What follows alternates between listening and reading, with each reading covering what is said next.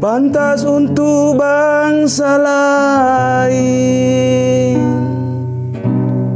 belum tentu Indonesia. Baik buat bangsa lain, belum tentu Indonesia. Benar kata bangsa lain, belum tentu Indonesia. Selaraskanlah dengan Pancasila.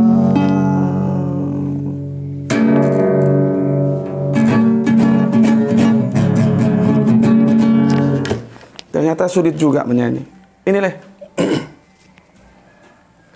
Bismillahirrahmanirrahim. Assalamualaikum warahmatullahi wabarakatuh. Ashadu an la ilaha illallah, ashadu anna Muhammad Rasulullah. Allahumma sholli ala sayyidina Muhammad wa ala ali ala sayyidina Muhammad. Alhamdulillah, semoga kita sehat semua sehingga kita bisa melanjutkan kajian-kajian kita sebagaimana waktu-waktu yang lalu. Tadi lagi belajar cari gripnya itu ya, belum ketemu juga pasnya di mana gitu.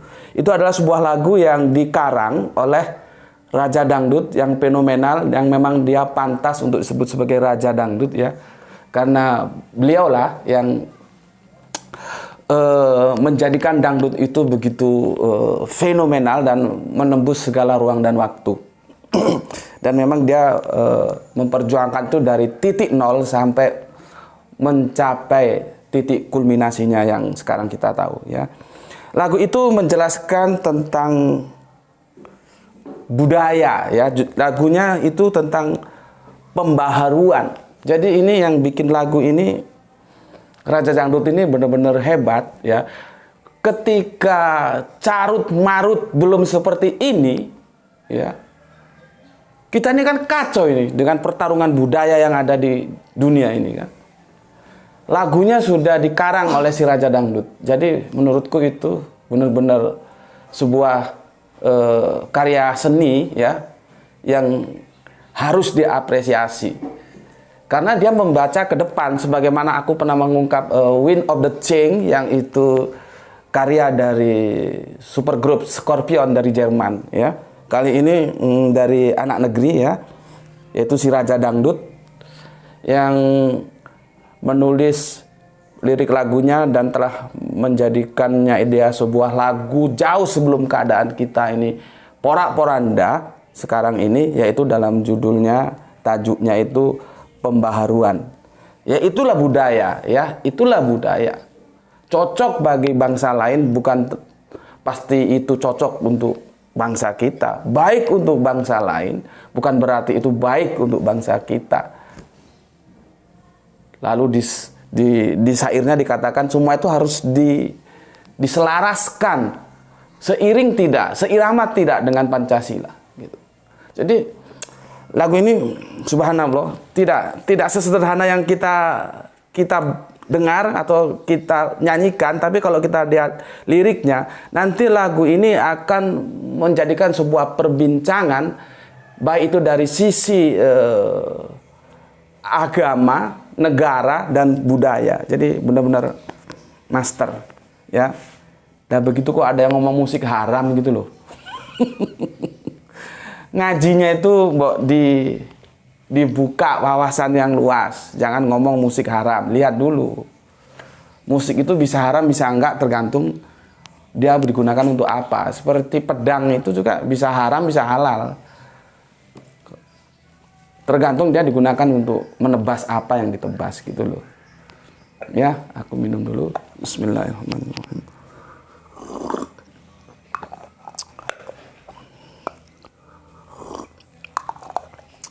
Kajian kita kali ini hanya sebuah introduction ya. Sedangkan menu utamanya insya Allah apabila nanti ada waktu akan aku unggah nanti malam ya.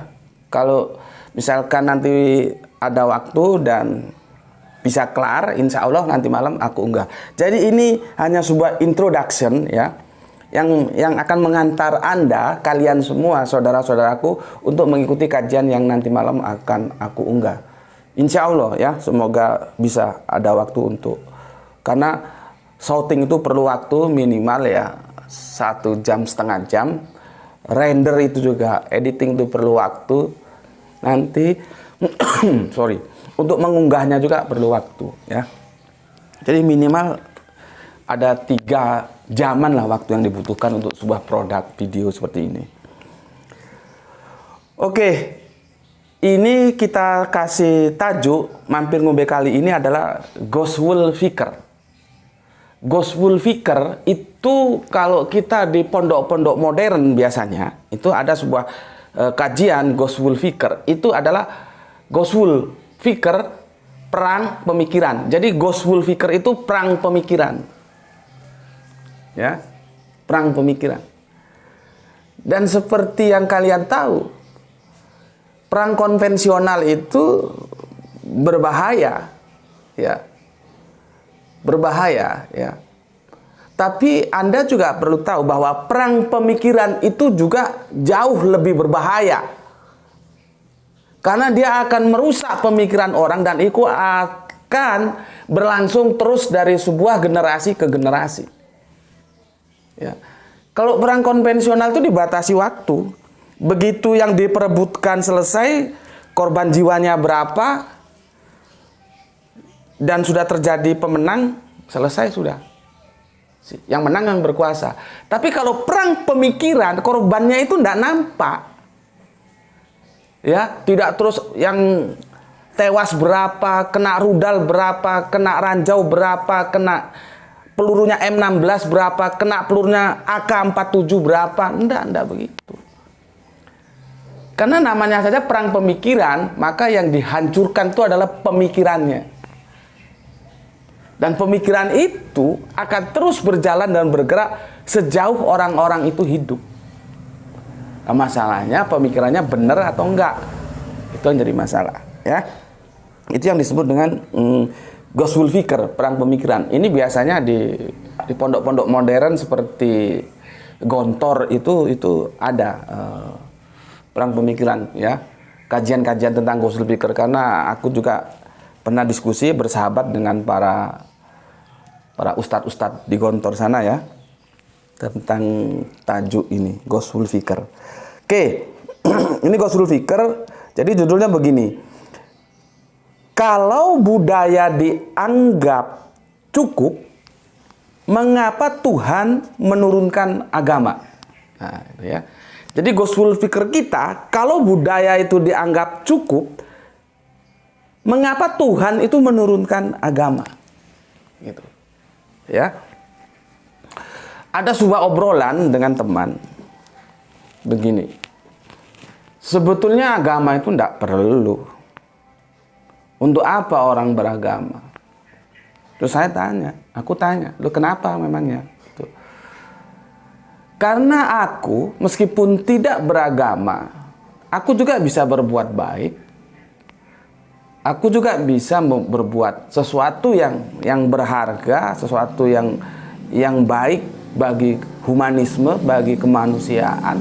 Dan itu banyak dicontohkan bahwa kebaikan-kebaikan itu juga bisa dilakukan oleh orang yang tidak beragama atau tidak percaya adanya Tuhan atau ateis. Jadi kehidupan itu ya terjadi dengan sendirinya tanpa ada sesuatu yang menjadikan, begitu katanya.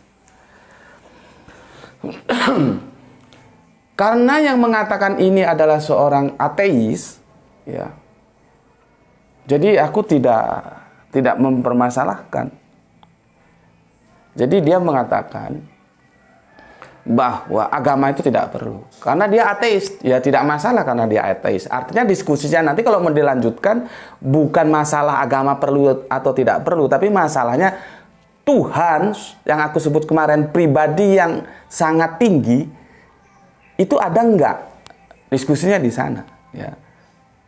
Harus dari sana dulu mulainya. Tetapi bagiku ya oke lah.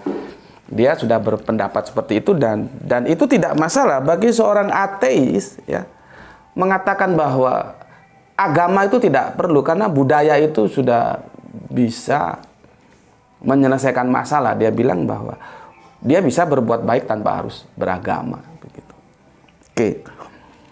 Itu satu kisah. Terus aku perlu lagi memberikan sebuah penjelasan untuk kalian ya. Kajian nanti yang akan aku unggah itu adalah sebuah antitesa dari sebuah tesa ya. Jadi dalam dunia akademik ya ada tesa, itu nanti ada antitesanya. Nanti berujung pada sintesa. Ya, gitu. Nanti akan begitu nanti kajian-kajiannya. Yang ini ya hanya sebuah introduction ya untuk kalian pahami dulu. Jadi setiap tesa itu ada antitesa yang akan melahirkan sintesa. Itu wajar, lumrah gitu. Kenapa ini? Kenapa tesa, antitesa dan sintesa ini aku jelaskan dahulu di sini? Karena aku mau kajian-kajian ini dititik beratkan dalam framing akademik, ya, tidak dalam framing apapun. Cukup dalam framing akademik, ya. Ini tolong digaris bawahi. Jadi kalau kita mau bertarung ya di akademik. Jangan bertarung di yang lain, aku tidak mau ya, dan aku tidak punya tujuan ke situ. Oke. Terus begini. Kalau ada siapapun dia yang mengatakan bahwa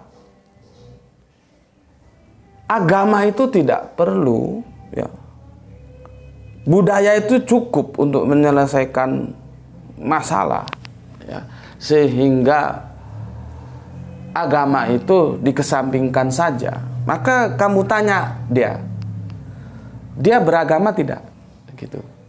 Kalau tadi yang aku ceritakan tadi kan jelas dia ateis. Nah, kalau ada orang yang mengatakan, siapapun dia, kalau ada yang mengatakan begitu ya maka kamu tanya dia beragama tidak.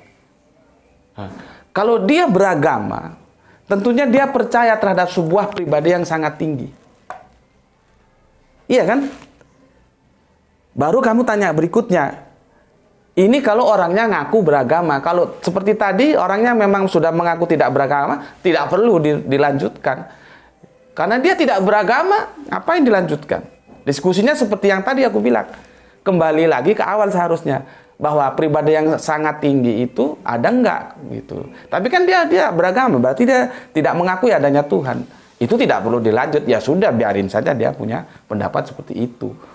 Nah, makanya kalau ada orang mengatakan ya kepada kau bahwa budaya ini cukup, tidak perlu agama, sehingga orang berbuat baik itu juga bisa dilakukan orang yang tidak beragama.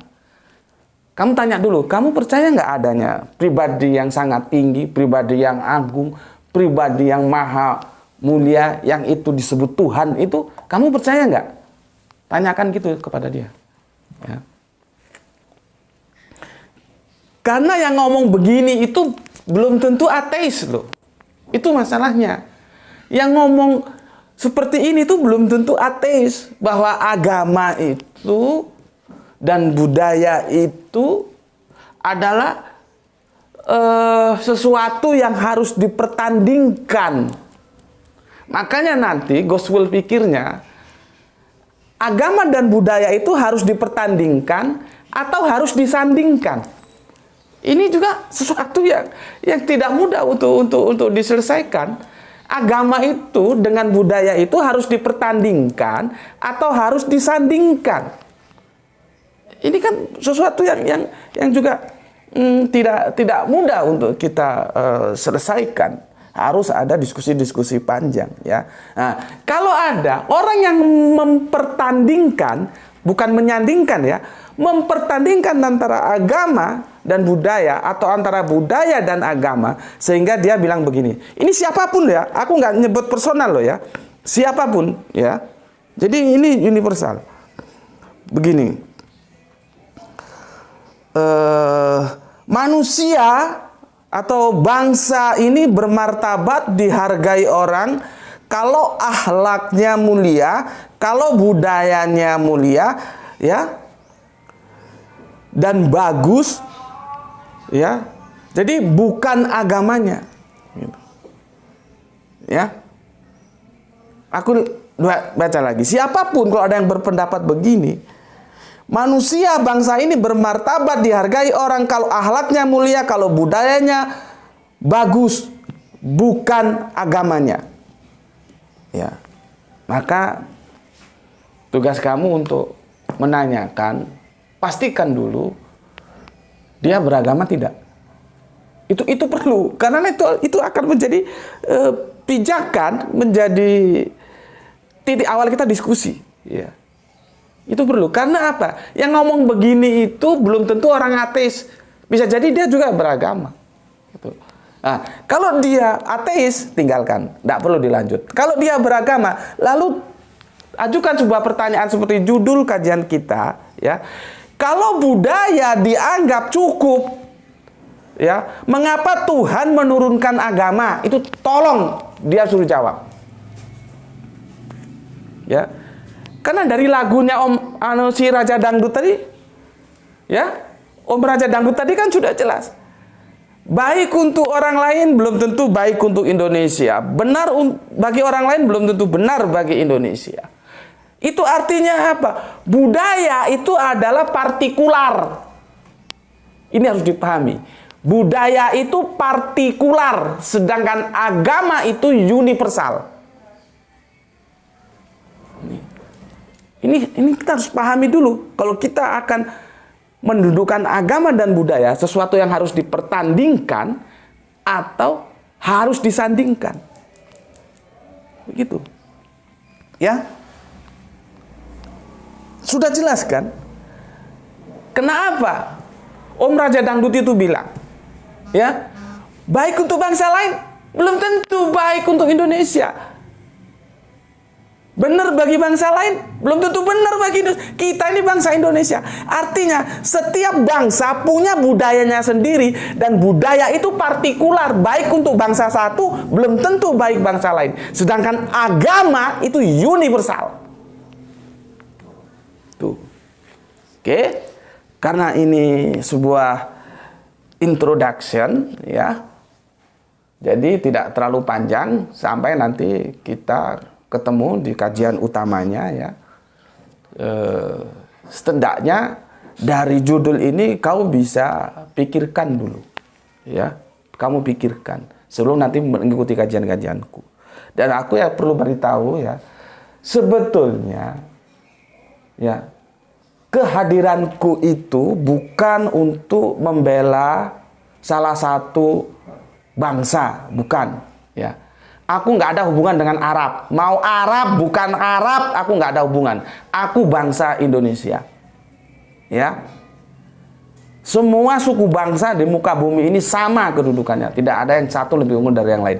Jadi, kalau ada pernyataan-pernyataan kajianku yang menurut kamu, ya, itu menyudutkan Arab, bukan berarti aku benci terhadap Arab. Ya. Begitu juga, kalau ada kajian-kajianku mengandung pernyataan yang menurut kamu, ya, mengangkat Arab, itu bukan berarti aku mengagungkan Arab. Bukan. Ya. Bukan. Bagiku Arab atau bukan Arab itu tidak masalah. Terserah saja. Tidak ada kepentingan aku dengan Arab. Kepentinganku adalah dengan Islam sebagai agamaku. Paham? Masalahnya di sini, public opinion sudah menjadi stereotip antara Arab dan Islam. Itu masalahnya. Dan itu masuk dalam perang pemikiran. Dan perang pemikiran ini berbahaya. Maka setiap tesa harus ada antitesa yang melawannya. Silakan berpikir dengan sebuah pertanyaan. Kalau budaya dianggap cukup, mengapa Tuhan menurunkan agama? Sampai ketemu senja nanti, silahkan dijawab. Assalamualaikum warahmatullahi wabarakatuh.